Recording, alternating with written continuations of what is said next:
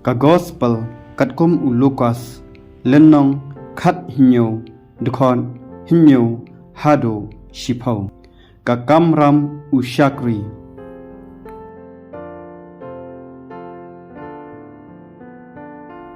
Tharai uwei na phi udon u shakri u balur ne ubaab langbron.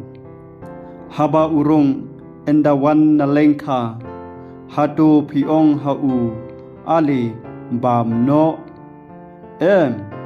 pen ban pen ong hau kipen kre ya ka jamien da jempien yaladi bat wanra bangan bam ngandi enda ngadam tu bam tu di samapi hatu ukwenrat usngongu yela usyakri ubala pendam ya kaba la hukum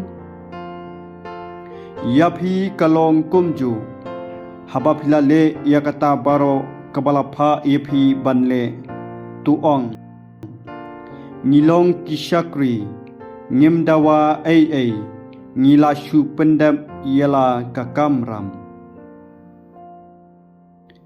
ka gospel jong utrai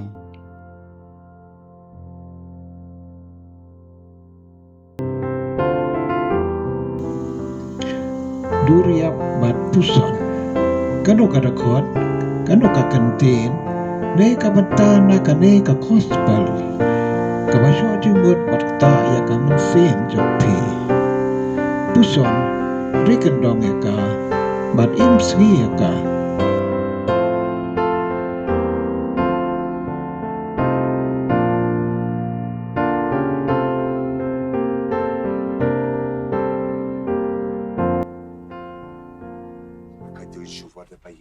Suppose one of you has a servant ploughing or looking after the sheep.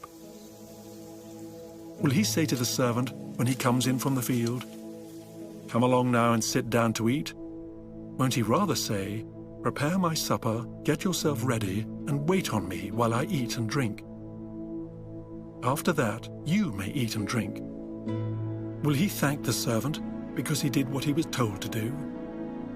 So you also, when you have done everything you were told to do, should say, "We are unworthy servants. We have only done our duty." Ke jingero yami ku Chris.